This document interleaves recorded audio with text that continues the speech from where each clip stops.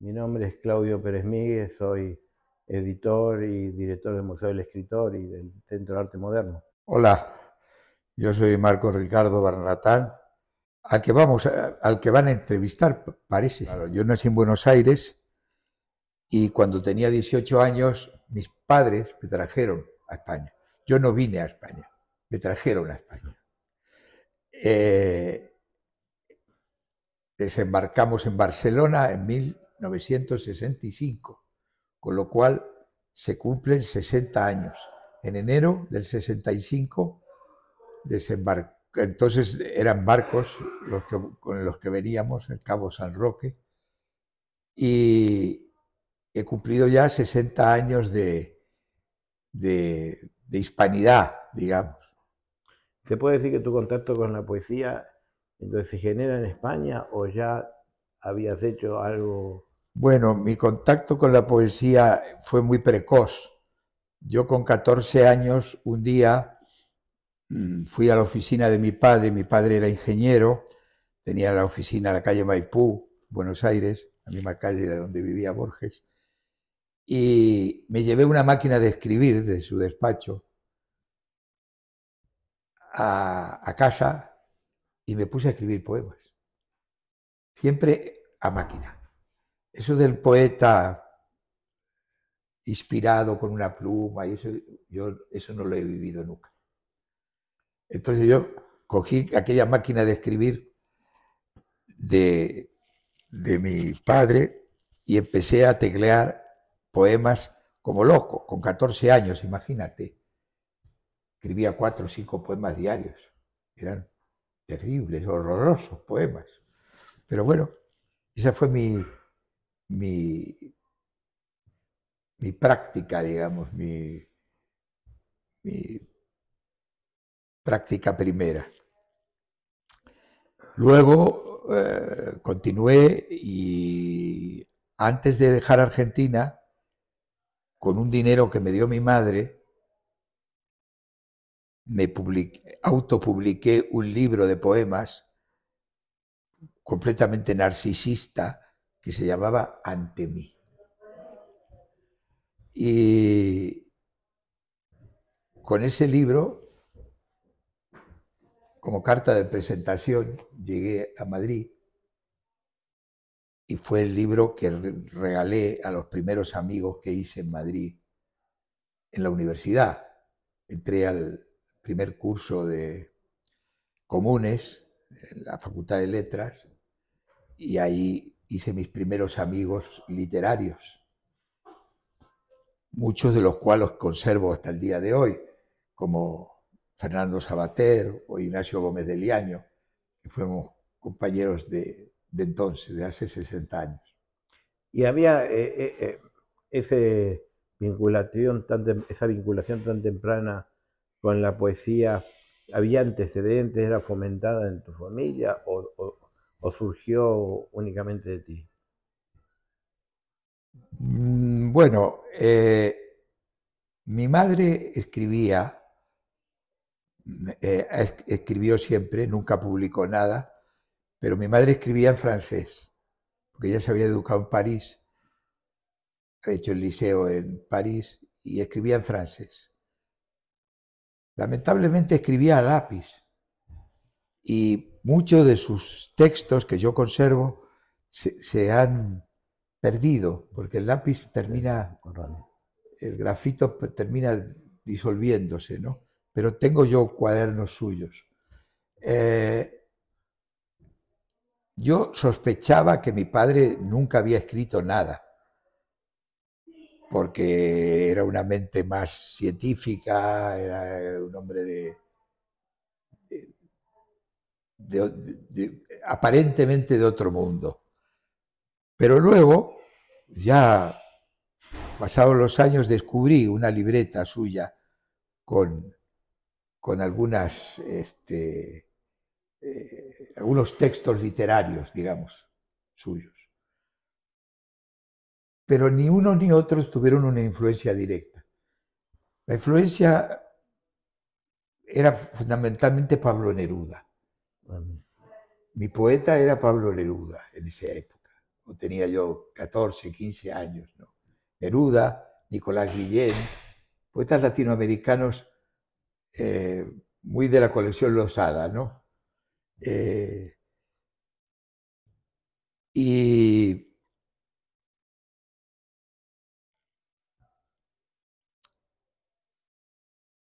ya más tarde, claro, descubrí a otros poetas en la universidad, gracias a un gran profesor que tuve, que era Enrique Pesoni.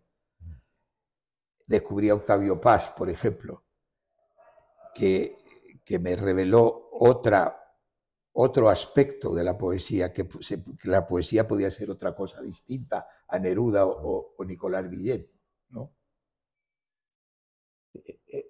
Cada uno, o sea, yo comparto contigo el haber dejado Argentina para instalarme en España, aunque lo hice mucho con más años que tú. Sin embargo, bueno, dicen que la patria es la infancia, ¿no? Porque has estado en una proporción a esta altura bastante pequeña de tu vida en Argentina. Sin Sí, embargo, mantienes una vinculación muy grande, ¿no? sí, sí. Es verdad eso de que la patria es la infancia y la infancia te marca mucho. Yo he estado hasta los 18 años. Cuando cumplí los 18 años, a los pocos días embarcamos para irnos. Volví muchas veces, claro.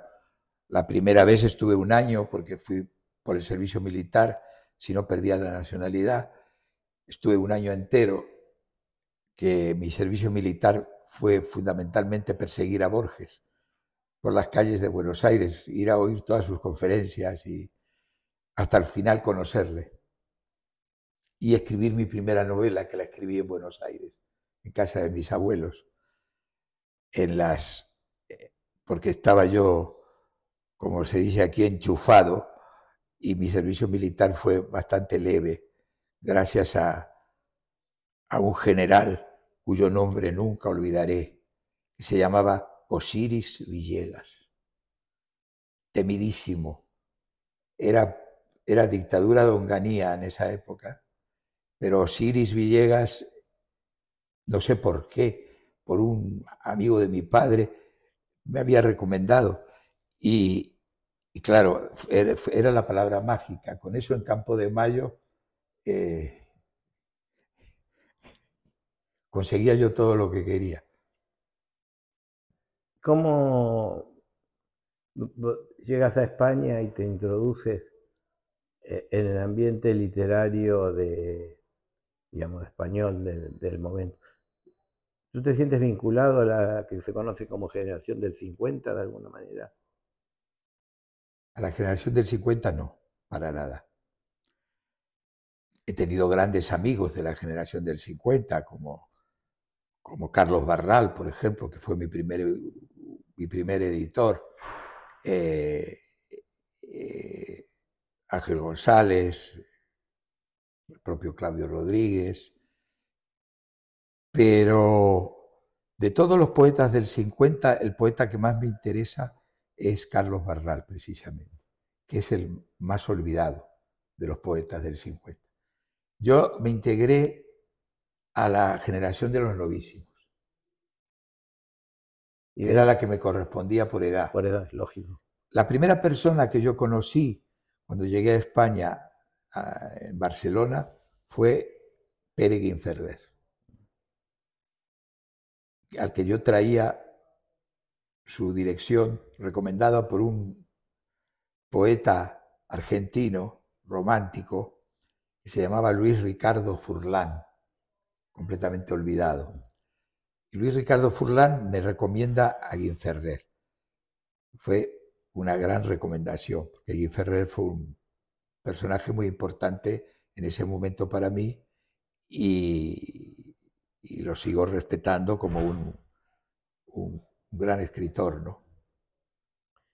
¿Y qué ha cambiado, digamos, entre las últimas publicaciones de las que vamos a hablar enseguida y esas primeras publicaciones?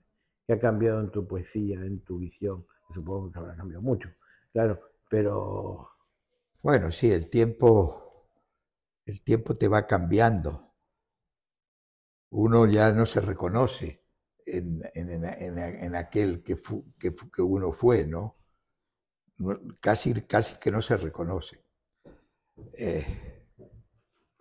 Ni siquiera el espejo te reconoce. Entonces, aunque en el interior, dentro de uno, uno se cree que es el mismo, en realidad es otro, ¿no? Y claro, y la literatura, la producción literaria también cambia. En cuanto a la poesía, concretamente, porque yo he escrito también novela, he escrito 4 novelas, he publicado 4 novelas. 2 me las publicó Carlos Barral, luego cuando Barral Editores quebró, ya he tenido otros editores, y la última, que se llamaba Con la frente marchita, es la que tiene más relación con la Argentina, ¿no? Es la vuelta, es la historia de una vuelta a la Argentina, entre otras cosas. Pero más allá de ese cambio lógico, ¿no? Hay autores que han, digamos, desdeñado directamente sus primeras publicaciones o no las han vuelto a publicar, o han tratado incluso algunos de destruirlas materialmente, Sí. más allá que no sea obviamente el Barmatán de hoy. Bueno, Pero tú la sientes válida para ti. yo lo único que he tratado de destruir al estilo Juan Ramón Jiménez y de alguna manera Borges también, es mi primer libro ante mí. Ese que yo traje de carta de presentación, afortunadamente conocí a pocas personas que lo tienen. Es un libro que deploro. Luego, ya los libros que empecé a publicar aquí, me dieron un accesi del premio Adonais en el 68, ya lo publicó Rial en la colección Adonais, ya es el que considero yo como mi primer libro canónico, ¿no? Que acepto. Ahora que estoy recopilando para una edición de Poesía Reunida toda la obra, empiezo con ese libro, con Los pasos perdidos de Adonais. Como tú mismo dijiste recién, eh, eres prosista, además de poeta, más allá Sí. que los últimos libros son de poemas. ¿Cómo se define eso? No sé, Borges, por ejemplo, decía que a él se le ocurrió un principio, un final, pero no tenía muy claro el inicio si eso iba a ser un cuento o un poema. ¿Cómo decides una historia? A ver si va para la poesía o esa idea o va para una novela. Bueno, la novela exige una disciplina distinta. Yo el poema lo escribo en una noche o a veces en 2 días, pero no mucho más, ¿no? Mejor en algún momento hay alguna corrección, pero la novela exige una disciplina, un número de horas de sentarte ante la máquina o el ordenador o lo que sea y una dedicación absorbente. Yo las novelas llevaba siempre una libreta en donde apuntaba cosas, pero la tenía todo el tiempo en la cabeza, todo el tiempo en la cabeza, todo el tiempo, ¿no? Y hasta que no la terminaba no podía sacármela de encima, ¿no? A mí nunca me ha pasado eso de que me siento pensando que voy a escribir un poema y escribo un cuento. Eso no me ha pasado nunca. Cuando me siento a escribir un cuento, escribo un cuento. Y cuando me siento a escribir un poema, escribo un poema, ¿no? Pero la novela es otra cosa. En la novela hace falta mucha voluntad y mucha disciplina. Por lo menos en mi caso. Tiene algo de ripio, como decía Borges, ¿no? Que la novela tiene algo de ripio. Sí, bueno, en general lo que tiene más ripio es la poesía, sobre todo la poesía rimada, que está llena de ripios, ¿no? Pero Pero bueno, Borges nunca escribió una novela, nunca quiso escribir una novela. A lo más que llegó fue aquel cuento que se llamaba El Congreso, que era como un germen de una novela, pero se quedó en un cuento largo. Y, y no era muy amigo de las novelas, ¿no? Y supongo que cualquiera que te conozca, ante la pregunta que te voy a hacer ahora, imaginará la respuesta. Y te pregunto, ¿qué autor influyó más en ti? Me atrevería a decir que me vas a decir Borges, o que lo digas. Pero si es aún así que sea Borges, ¿qué más autores sientes que de tu generación o de otras, ¿no? Que de alguna manera han contribuido a tu visión de la poesía o de la literatura? Bueno, tú has mencionado a Borges, muy bien mencionado, porque yo soy un converso. Yo despreciaba a Borges sin haberlo leído, claro. Es cuando generalmente despreciamos a mucha gente sin haberla leído. Yo despreciaba a Borges de joven por razones ideológicas, transmitidas por mis compañeros, mis amigos de juventud, de la universidad argentina que estaba tan politizada. Entonces, cuando yo descubrí a Borges, como todos los conversos somos los peores, ¿no? Me dediqué a difundir la obra de Borges en España y escribí 6 libros sobre Borges aquí. Y entre ellos la biografía total. Borges es una influencia clara. Es una influencia difícil porque es buena y es mala.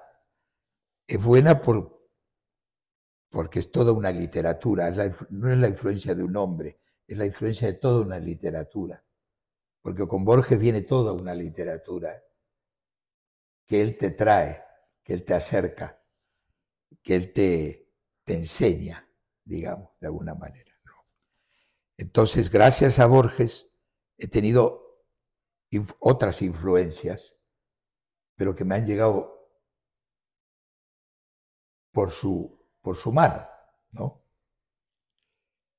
No sé, en el último libro que he terminado, por ejemplo, hay un poema dedicado a Milton, a John Milton, al que a lo mejor no hubiera llegado sin Borges. Hay otros autores predilectos de Borges que a mí no me interesan.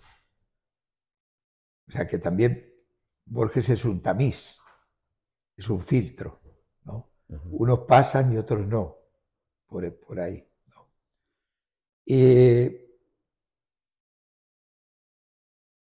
Bueno, los autores de tu tiempo, todos de alguna manera te influyen, compartes cosas con ellos, aunque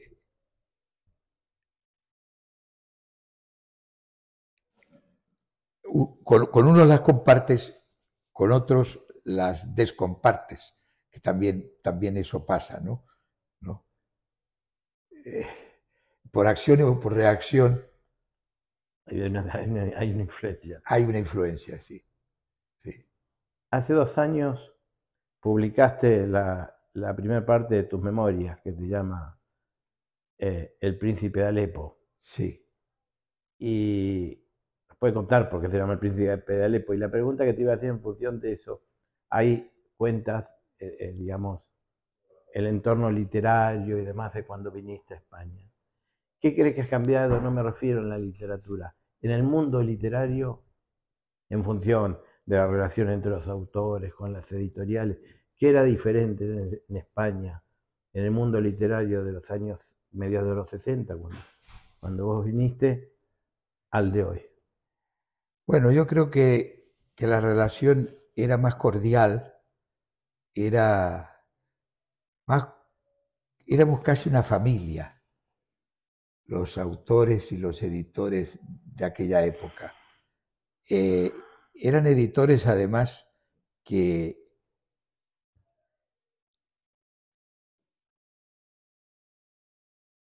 te guiaban.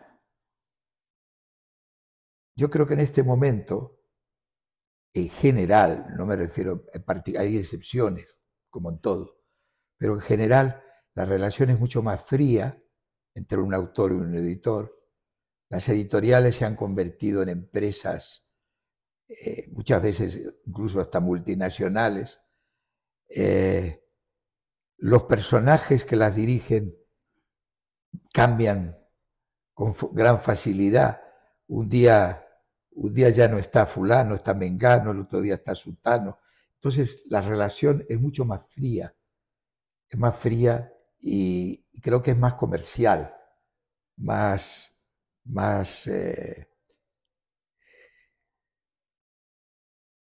no tiene el sabor que tenía, por lo menos en el recuerdo y en la memoria, mi relación con Carlos Barral o con Jaime Salinas o con otros editores. Hay excepciones, por supuesto, ¿no? La misma relación que tengo yo contigo o con Jesús García Sánchez, Chus Visor, por ejemplo, al que conozco desde hace 50 años. Fuimos compañeros de facultad. Que él sigue al pie de la colección Visor de poesía y la relación sigue siendo esa vieja relación de autor-editor. Pero son excepciones. Eso sí tendrá que ver con que en realidad la figura, vos te referías a la figura de un editor. Cuando digo la figura de un editor, un señor que tenía una editorial, que le daba el carácter a esa editorial, Exacto. que le daba personalidad, y esa figura solo queda reducida ahora a los pequeños editores, porque a pequeños editores. Porque los grandes grupos, digamos, van cambiando uno, y si vende tal cantidad de libros, se queda, y si no, lo mandan a otro lado, o si vende mucho, lo elevan a otro puesto. Sí. Lo que pasa, claro, en esos tiempos, aún una editorial importante no tenía ni de lejos la relación de las dimensiones que tienen, pues, los grandes grupos de ahora, ¿no? Claro. Que no solo tienen editoriales, tienen televisiones, tienen filiales en todos los países. Sí, eso ha cambiado radicalmente, sí. Ha cambiado radicalmente. Sí, con Jorge Ralde, Beatriz de Moura, ¿no? Se han ido los últimos. ¿Tú sabes? Sí, esos fueron los últimos. Beatriz que fueron amigos míos, ¿no? Tanto Jorge como Beatriz de Moura, como Esther Tusquets, aquellos editores míticos que también todos han desaparecido o se han sido absorbidos por otras editoriales. Bueno, el caso de Ralde lo dejó a una editorial italiana, ¿no? Pero, bueno, el mundo cambia. Bueno, por eso ya vamos a volver a la actualidad. Después vamos a hablar de lo que vas a presentar ahora en la Feria del Libro, pero hace poco has sacado un libro que te editó... El último libro de poemas. Que te editó Visor, ¿no? Sí, Ritual. Ritual. Sí. Yo llevaba bastante tiempo sin publicar poesía y de pronto en 4 años se me hizo un libro. El libro lo abre un poema que es sobre una experiencia traumática que tuve en París. Me puse malo en el año 19 y me internaron en un hospital. Estuve 15 días en una UBI en París sin saber muy bien cuál era mi mal. Sabían que estaba mal, pero no sabían qué era lo que tenía. Yo sospecho que lo que tenía era un COVID, pre-COVID, porque todavía no estaba declarado. Pero tampoco hay una gran seguridad. Y esa experiencia la tuve que exorcizar con un poema que se llama Calle Cochin, el Hospital Cochin de, del barrio de Montparnasse. Se abre con eso, con ese poema. Y luego hay otros poemas también así muy, muy fuertes, porque hice un viaje a Argentina en el 18, entre otras cosas, a ver la tumba de mi madre. Pues cuando mi madre murió yo no estaba en Argentina y tardé 12 años en ir a Buenos Aires. Y fue una experiencia también. El poema se llama Cádiz y es la oración fúnebre que yo nunca recité por mi madre.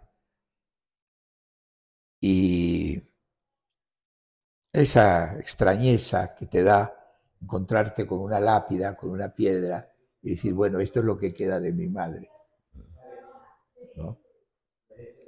Y ese es un libro que me abrió una buena racha poética, porque ahora tengo un libro entero, ya nuevo, más extenso que Ritual, del cual estos 3 poemas que publicas en tríptico forman parte, ¿no? El sueño del caballero se refiere al cuadro de Antonio de Pereda, que es un Vanitas que a mí me impresionó mucho desde que lo vi por primera vez hace, puede ser más de 40, 50 años, ¿no? En la Academia de Bellas Artes de San Fernando, y que dije, algún día tendré que escribir algo sobre este poema, y lo he escrito hace unos meses, Y ¿no? esta es la publicación, el número 13 de la colección Tríptico, que es una edición hecha a mano de solo 100 ejemplares, que reúnen 3 poemas inéditos de un autor, en este caso tuyo, vamos a perdonar que me tengo que poner yo gafas, que es En la Praga de Kafka, Sí, El Ángel de Tombuctú y el que referías, El Sueño del El sueño del Caballero. caballero, sí, el Y que da. esta colección tiene las características de que cada poema va acompañado de una imagen de un artista. En este caso tú elegiste a José Manuel Siria y bueno, Sí, un gran pintor. no sé si se verán bien, pero por lo menos me gustaría pasarlas Sí. para que está. Y esto es interesante porque tú tienes una relación eh, muy importante con las artes plásticas. De hecho, has hecho crítica de arte y comisariado Muchas de, exposiciones, sí. de exposiciones. ¿Cómo ves esta? Sí, yo a un momento dado, a mí siempre me interesó mucho el arte. Y yo creo que la poesía y la crítica de arte están muy ligadas, ya desde el tiempo de Apollinaire y todo eso, ¿no? Pero eh, yo comencé haciendo crítica de arte en la revista Triunfo, todavía en el franquismo. Moreno Galván, que era el crítico de Triunfo, se enfermó y entonces me dijeron si quería yo ocuparme de la crítica de arte en Triunfo. Y lo hice durante un tiempo cuando no la secuestraban, porque siempre tenían problemas la revista, ¿no? Y luego pasó un tiempo, yo siempre estuve muy al tanto de las exposiciones, me gustaba mucho visitar las galerías, hice grandes amigos, sobre todo en el grupo de pintores del Grupo El Paso, Antonio Saura, eh, Martín Chirino, escultor. Y a un momento dado Manuel Hidalgo, que era un gran amigo, ya jubilado, que fue periodista muchos años, me llama y me dice, mira, vamos a hacer un periódico nuevo que se llama El Mundo y queremos que tú seas el crítico de arte. El periódico todavía no existía, ni tenía redacción, ni tenía nada. Entonces me contrató en la cafetería del Hotel Cusco, ahí en Sor Ángela de la Cruz, y la compartí durante un tiempo con José Hierro, con el poeta Hierro. Pero él se cansó enseguida y me quedé yo solo. Y durante casi 20 años hice la crítica de arte en el diario El Mundo. Comisarié muchas exposiciones. Traje, por ejemplo, al Reina Sofía la gran exposición de Jules Solar, que fue una confabulación entre Juan Manuel Bonet y yo, que teníamos la idea de hacerlo para el IBAM, pero cuando a él lo quitaron del IBAM y luego lo nombraron director de Reina Sofía, se llevó el proyecto con él y me traje prácticamente todo el Museo Jules Solar a Madrid. En una época realmente conflictiva, cuando cayó de la Rúa, estaba todo complicadísimo y por poco no llega nunca las obras de Jules Solar, porque hablábamos con Buenos Aires y me decían, la Secretaría de Cultura está acéfala, señor, está acéfala. Y entonces los cuadros no llegaban. Al final llegaron, por fin. Y el transportista, el encargado, el que había designado el museo como obligatorio, me dice, señor, que no lo sepa nadie, pero todos estos cuadros que están aquí, de Jules Solar, están de contrabando. Dice, porque no tienen el sello de salida, porque como la Secretaría de Cultura está acéfala, salieron de contrabando, ¿no? Es muy curioso, porque yo le decía a Bonet, bueno, ahora nosotros si queremos le decimos al Museo Jules Solar que aquí no llegó nunca nada, y nos quedamos con toda la obra de Jules Solar para el Reina Sofía. Si fuéramos así de pérfidos, ¿no? Eso estaría bien. Por esto mismo que vamos a hablar, vos tenés muchas vinculaciones con el arte, y con artistas. ¿Por qué elegiste a José Manuel Siria para esta plaqueta? Bueno, yo soy un poco... yo he tenido sobre todo dos artistas abstractos españoles a los que he apadrinado. Decían que eran mis ¿cómo se dice eso? Mis protegidos. Bueno, uno era José Manuel Siria, al que llevé a Buenos Aires, le hice una exposición en el Centro Cultural Recoleta. Ya Neuquén me dijo el otro día. Le hice otra exposición en el Museo de Bellas Artes de Buenos Aires, el Museo Nacional de Bellas Artes, y luego fue a Neuquén, sí. Fue a Neuquén. Me resultó muy curioso. Sí. Yo no conozco Neuquén. Bueno, yo conozco Bariloche, pero está cerca de Neuquén. Sí. Y también él hizo luego otra en el Museo de Arte Moderno de Buenos Aires. Buenos Aires ha hecho muchas exposiciones, Siria. Luego le organicé también alguna exposición aquí en España, comisarié. Luego he comisariado varias de Eduardo Arroyo. Una en el IBAM y otra en Palma de Mallorca, en el Museo dels Baluarts de Palma de Mallorca. Y bueno, ahora acabamos de recordar que comisarié también una exposición de fotografías de escritores de Mario Muchnik, que donó al Instituto Cervantes, Mario, pocos años antes de morir. Y yo hice de intermediario en esa donación con Juan Manuel, que era entonces director del Instituto Cervantes. Y me encargué del comisariado de una exposición itinerante que paseó por Europa los retratos de Mario, que son espléndidos. Se hizo un catálogo muy bonito. que anda por ahí. Bueno, ya tenemos que ir Se terminando. está haciendo el tiempo, Sí, ¿no? porque tenemos que cumplir con el tiempo, que si no seguiríamos Ah, conversando un montón. Solo, bueno, este es este es primicia absoluta. De hecho, lo acaba de ver Marcos antes de entrar aquí. Y solo decir que se trata, en este caso, de 100 ejemplares firmados y numerados tanto por José Manuel Siria como por Marcos Ricardo Bernatán. Así que lo que les interese, que se den prisa. Nada más, muchas gracias a la Casa Separás y a Marcos por estar hoy aquí.